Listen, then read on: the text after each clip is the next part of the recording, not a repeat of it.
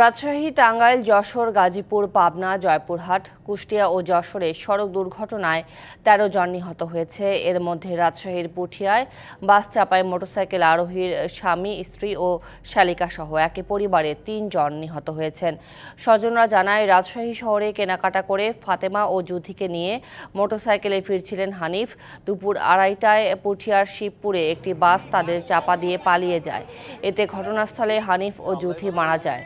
রাজশাহী মেডিকেলে নেওয়ার পর মৃত্যু হয় ফাতেমার। এদিকে টাঙ্গাইলের মধুপুরে ২ মোটরসাইকেলের সংঘর্ষে প্রাণ গেছে বাবা ছেলের। এছাড়া যশোরে পৃথক সড়ক দুর্ঘটনায় ২ জন নিহত ও ৩ জন আহত হয়েছে।